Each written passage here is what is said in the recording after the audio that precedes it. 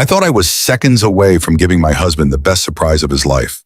Tucked inside my handbag were 2 business-class tickets to Paris, a heartfelt note I'd written by hand, and the vintage watch he'd been eyeing for months. After 12 years of marriage, I wanted him to know that no job title or bonus check would ever outweigh what we had together. But the second those elevator doors slid open, I heard a wave of applause. Then I spotted my husband down on one knee, gazing up at another woman. Not a stranger, his billionaire boss.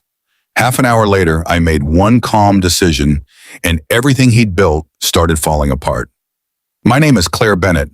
I'm 38, and up until last Valentine's Day, I thought I had the kind of marriage other people quietly wished for.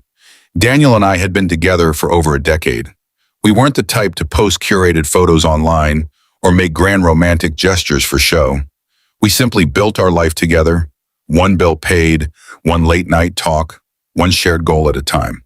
When Daniel decided to leave his secure job for a rising tech startup, everyone told him it was a mistake. I was the one who said, if you trust yourself, I'll trust you too. For years, I shouldered most of our household costs while he put in long hours chasing the next promotion. I never once complained.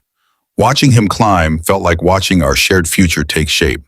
That's exactly why I wanted this particular Valentine's Day to be one we'd never forget. 3 months before, I'd quietly arranged 2 tickets to Paris, the city we'd always said we'd visit once the house was paid off. I booked a room with a river view, made a reservation at the fancy restaurant he loved, and tracked down the antique pen he'd admired ages ago.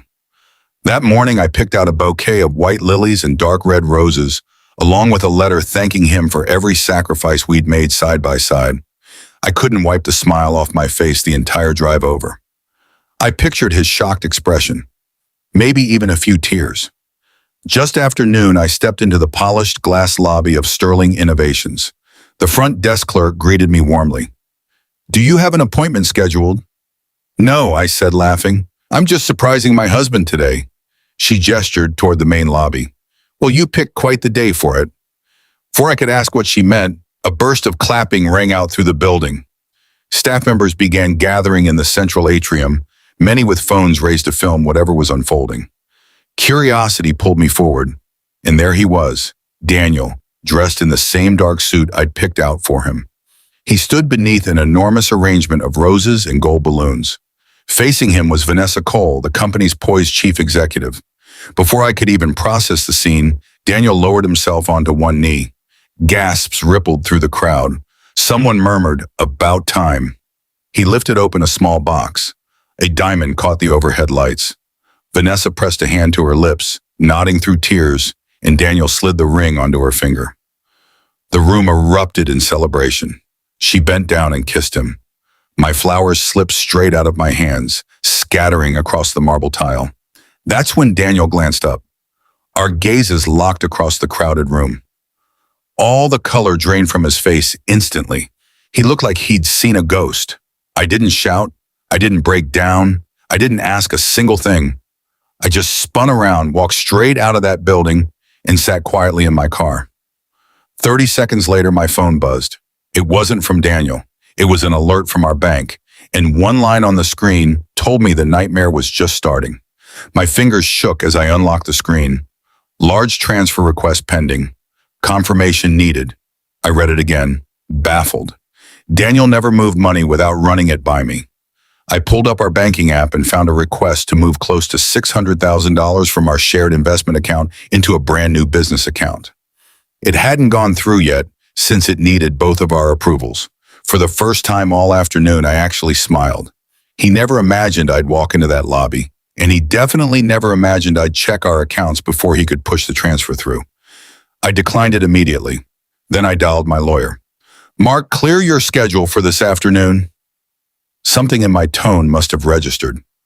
"On my way now." An hour later, we sat in his office as I walked him through everything. The proposal, the bank alert, all of it. He listened quietly the whole time. When I finished, he pulled up several old digital files I'd nearly forgotten about. "Claire," he said slowly, "do you remember how Sterling Capital Partners was first financed?" I nodded. My grandmother's inheritance. 12 years earlier, I'd inherited close to $4 million after she passed. Instead of spending it on cars or vacations, I'd poured nearly all of it into the small logistics company Daniel wanted to build with a few partners. When outside investors eventually bought into that startup, those shares got converted into equity in the holding company that later became Sterling Innovations. Since that inheritance legally belonged to me before the marriage, every original stock certificate stayed under my name. Mark looked at me directly. You currently hold 83% of the holding company. I froze. What?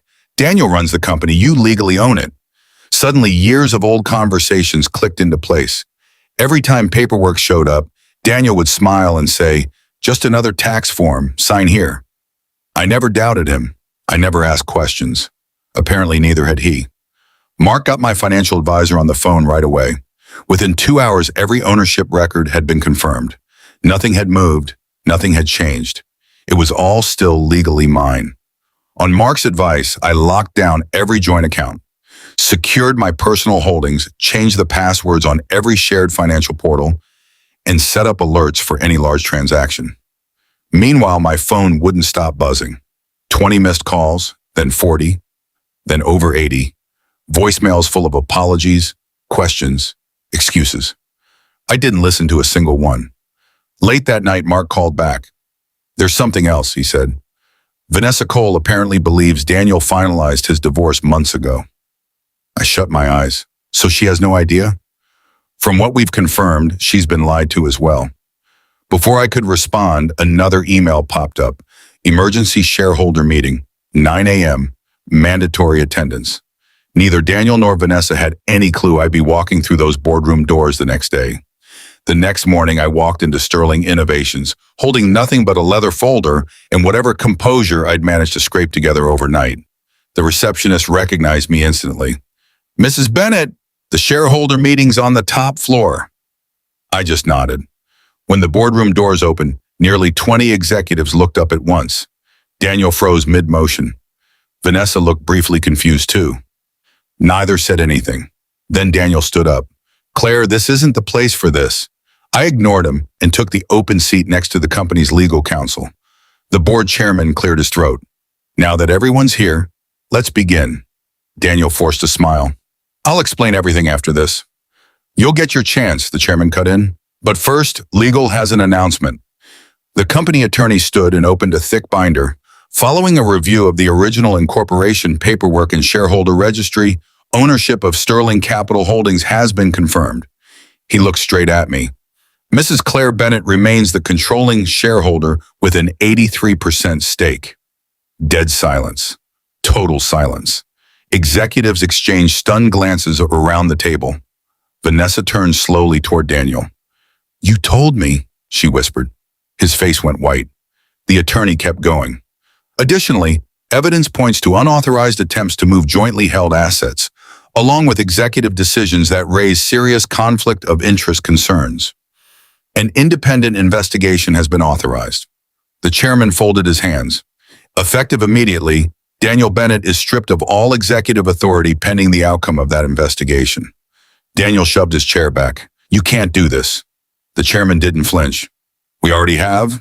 Then he turned to Vanessa. "Our investigation also shows you were given false information about Mr. Bennett's marital status." Vanessa stared at Daniel like she'd never seen him before. "You said the divorce was finalized." Daniel opened his mouth. Nothing came out. The ring that had looked so dazzling the day before now seemed absurdly out of place. Nobody clapped this time. Within minutes, security walked Daniel off the executive floor.